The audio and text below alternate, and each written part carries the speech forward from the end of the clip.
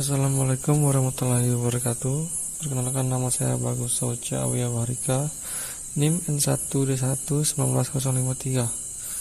Baik, saya di sini akan membacakan hasil tugas saya, yaitu makna prefiks bahasa Bugis Kelurahan Pulimo, Kecamatan Peleyang Timur, Kabupaten Bombana. Bab 1. Pendahuluan. Latar belakang. Bangsa Indonesia terdiri atas sebagai suku yang memiliki keanekaragaman budaya serta latar belakang yang berbeda-beda.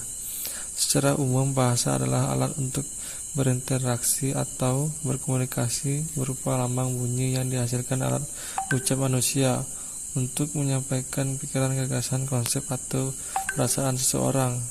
Bahasa Indonesia mempunyai kedudukan yang sangat penting dalam kehidupan bangsa dan negara Indonesia. Hal ini dapat dari kedudukan dan fungsi bahasa Indonesia dalam bahasa negara.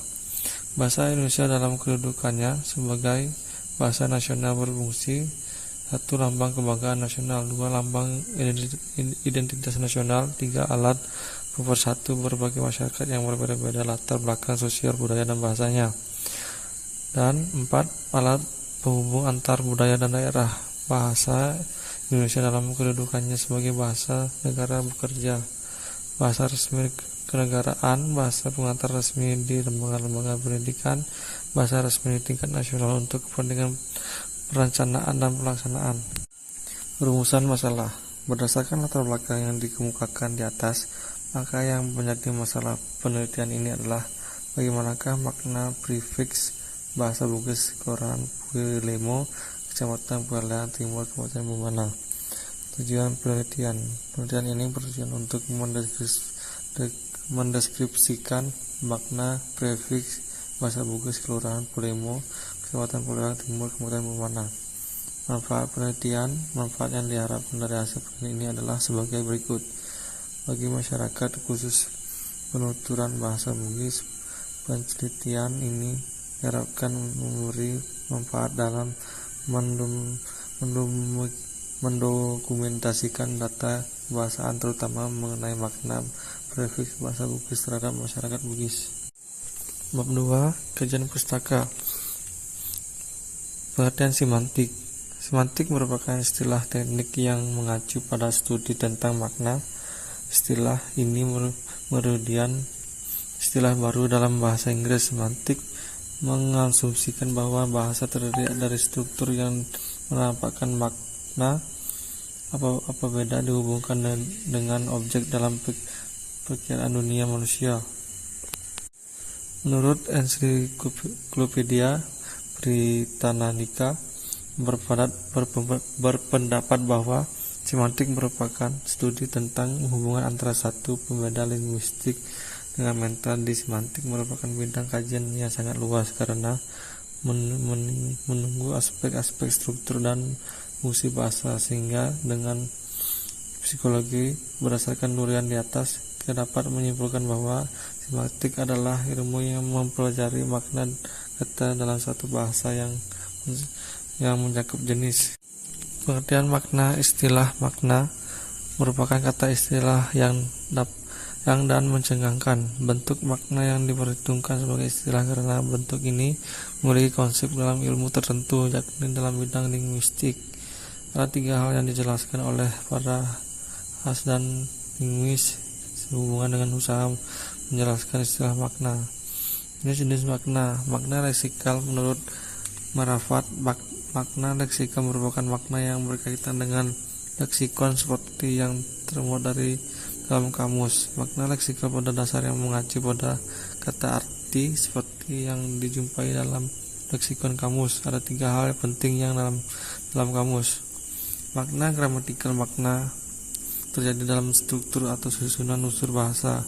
Unsur bahasa yang memiliki makna gramatikal ini terjadi atas kata tugas dan afiks, diantaranya dengan, dan, sebab, karena, ala, sedangkan, tetapi, walau, di, ke, dari, yang, ber, di. Makna asosiatif. Menurut Marafat, makna asosiatif merupakan makna yang mempunyai hubungan dengan perihal suatu. Bab 3. Metode dan teknik penelitian. Metode dan jenis penelitian. Metode yang digunakan dalam Penelitian ini adalah deskriptif kualitatif. Deskriptif yakni suatu metode yang menggambarkan data secara ilmiah serta menghasilkan kaidah-kaidah kebahasaan yang secara linguistik. Metode ini bertujuan membuat deskripsi yang sistematis dan akurat mengenai data yang diteliti berdasarkan fenomena dan fakta empiris yang ada. Karena data-data yang dikumpulkan bukanlah angka-angka, namun kata-kata. Dilihat dari jenisnya, penelitian ini termasuk penelitian lapangan. Dikatakan penelitian lapangan karena keseluruhan data yang akan dikumpulkan diperoleh di lapangan. Data dan sumber data yang digunakan dalam penelitian ini berupa data lisan. Data lisan yang dimaksud adalah data yang berasal dari percakapan lisan bahasa daerah Bugis yang digunakan dan diungkapkan dalam percakapan sehari-hari oleh masyarakat yang berada di daerah tempat penelitian. Instrumen penelitian merupakan alat yang digunakan untuk melakukan sesuatu. Sedangkan penelitian memiliki makna pemeriksaan, kegiatan pengumpulan, pengolahan, analisis, dan penyajian dan data secara sistematis dan objektif. Hal ini karena perolehan suatu informasi data relevan atau tidaknya tergantung pada ukuran tersebut, maka peneliti menggunakan instrumen yang bantu, yakni alat perekam untuk merekam percakapan informasi. Alat yang digunakan berupa handphone yang disediakan peneliti untuk merekam tuturan informasi. Metode dan teknik pengumpulan data. Metode yang digunakan untuk mengumpulkan data penelitian ini adalah metode etnografi. Metode etnografi merupakan sebuah proses atau hasil dari sebuah penelitian. Sebagai proses, etnografi melibatkan pengamatan yang mencakup panjang terhadap suatu kelompok, di mana pengamatan tersebut peneliti terlibat dalam keseharian hidup responden atau melalui wawancara satu persatu dengan anggota kelompok tersebut. Peneliti mempelajari arti atau makna dari setiap perilaku, bahasa, dan interaksi sosial dan kelompok. Metode dan teknik analisis data. Dalam menganalisis data penelitian ini digunakan pendekatan struktural. Pendekatan ini sesuai dengan objek penelitian makna prefiks bahasa Bugis. Bab 4. Hasil penelitian. Berdasarkan data yang ditemukan di lapangan, maka dapat dinyatakan bahwa dalam bahasa Bugis juga terjadi proses perubahan makna prefiks seperti dalam bahasa Indonesia atau bahasa daerah lainnya. Proses perubahan makna tersebut terjadi melalui prefiks mapatanasi. Proses perubahan makna prefiks pada bahasa Bugis pada umumnya mengalami penambahan fonem, sehingga dalam ilmu kebahasaan dapat dikatakan terjadi diminasi. Berdasarkan data yang ditemukan di lapangan, maka dapat dinyatakan bahwa dalam bahasa Bugis juga terjadi proses perubahan makna prefiks seperti dalam bahasa Indonesia. Bab 5. Penutup. Kesimpulan dalam bahasa Bugis di Kelurahan Puelimo, Kecamatan Polian Timun, Kabupaten Bombana, sesuai dengan data yang ditemukan ada beberapa macam prefiks yang dapat mengubah makna ketika ditambahkan kata dasar, yaitu ma, itu, dan na. Prefiks ma yang dibentuk dari bentuk kata dasar berupa pa, verba dapat berubah makna tetapi menjadi verba yang mengacu pada prefiks pa yang dibentuk dari bentuk kata dasar verba dapat berubah makna ketika ditambahkan prefiks pa menjadi domina sehingga mengacu pada alat, dan prefiks profesi.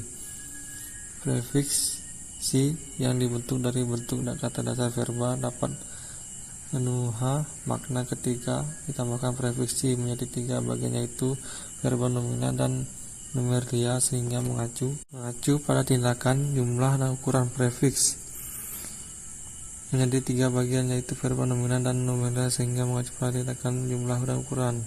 Prefiks ta yang dibentuk dari bentuk kata dasar verba akan berubah makna ketika ditambahkan prefiks ta menjadi adjektif, dan ada pula yang tetap menjadi verba sehingga mengacu pada tindakan dan sifat. Prefiks na yang dibentuk dari bentuk kata dasar verba dan adjektiva akan berubah makna ketika ditambahkan. Baik, itu saja dari saya. Apabila ada salah kata, mohon dimaafkan. Assalamualaikum warahmatullahi wabarakatuh.